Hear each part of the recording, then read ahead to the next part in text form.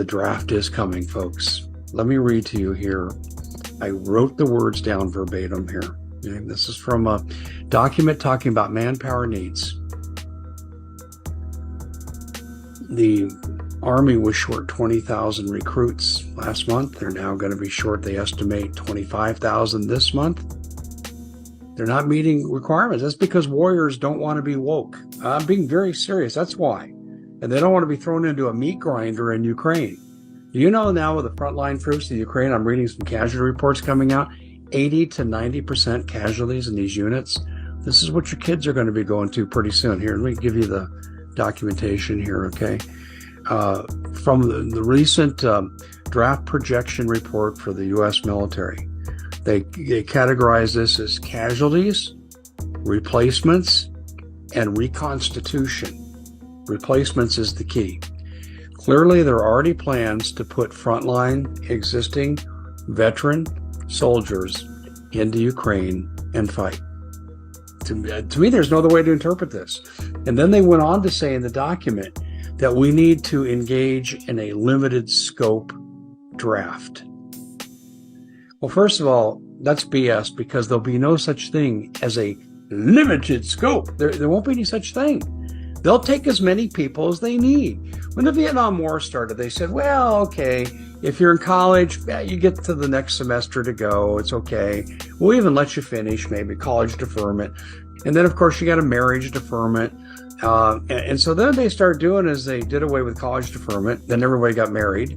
And then they did away with marriage deferment. You could have a family deferment. Then they did away with that, which just progressively, because the manpower needs just got bigger. And by 1968, we had 500,000 ground troops in South Vietnam. Still couldn't make the country the way we wanted. Not because of the soldiers, because the strategy was flawed. Intentionally, draw out the war, maximize military profits. Boy, I'll tell you, war is a great racket if you can get on both sides of it. You get to supply both sides. You get to do the banks to loan for the buildup. You get control of the banks to pay for the end of the war and the cleanup and all that. You pay for the war while it's going on. It's a great job if you can get it. Problem is, though, is they want to send our kids into it. And I've been saying this forever. This is the danger. Look at Biden's a liar. We won't send the A1 Abrams tank. They sent it. We won't send the F-16. We won't send drones. They sent them. Okay. All these things they said they weren't going to do, they've done. We will not send, this guy, Woodrow Wilson, I will not send young American boys to the battlefields of Europe to die. And it's exactly what he did. It's exactly what he did. And they want to do it to your kids. I have to ask you a question, parents and grandparents, and also young men and young women, because it's going to be women too. What is your line in the sand? What is your line in the sand? When are you going to say, hell no, we won't go? When are you parents and grandparents going to stand up and say, this is it. We're mobilizing the country now. We're standing up to your tyranny. We're saying no to all your BS. We don't even have a treaty agreement with Ukraine. See, I've been for humanitarian aid. But why aren't we trying to negotiate a ceasefire? That's not the goal, is it? Just ask BlackRock, State Street, and Vanguard. There's no money in ceasefire. I have a kid that will be a draft age. Guess what? He ain't going. Well, all of you take the pledge. We ain't going. You know how the Me Too movement caught that real catchy phrase and it got people's attention and said, yeah, we can't allow sexual assault on women. Of course not. And the Me Too movement, we need a catchy phrase like that. How about the Not Me movement? Not me. Pass right over. But I volunteer Antifa.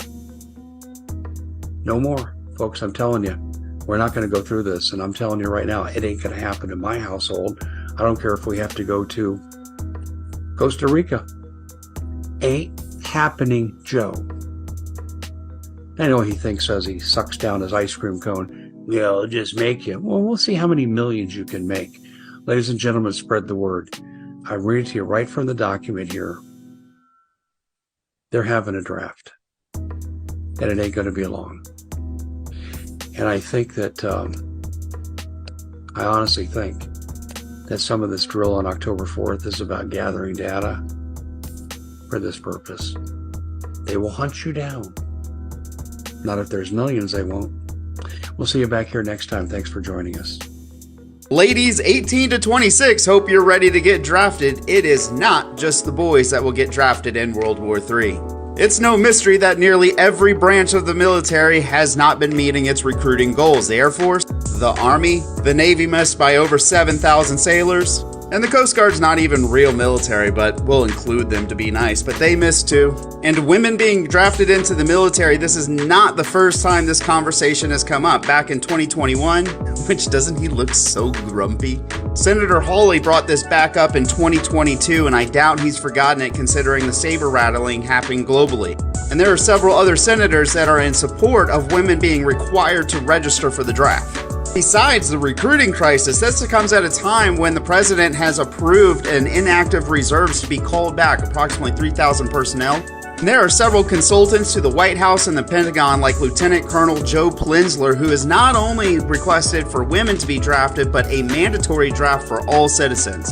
He thinks it'll help the public connect better with the government and why they make decisions.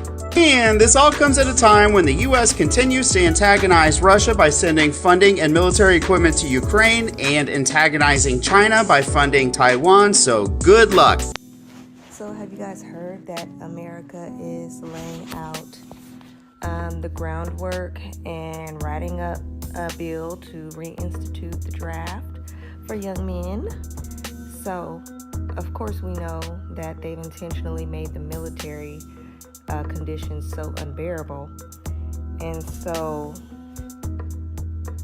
unjust that people are like, I ain't gonna join that.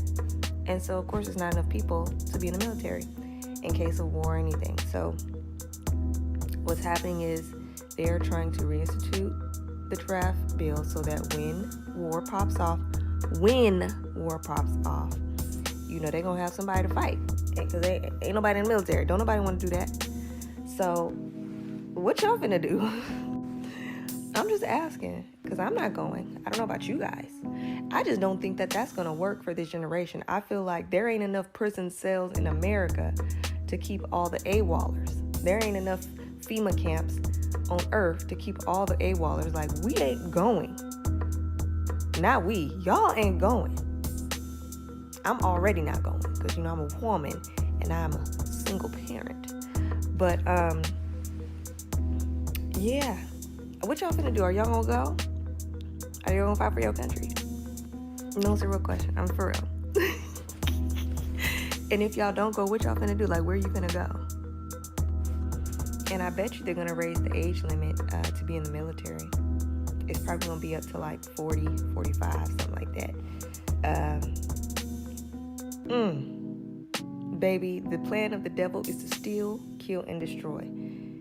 And with the draft, that's exactly what's gonna happen. Because they already here. They already here, y'all. They done let them invade.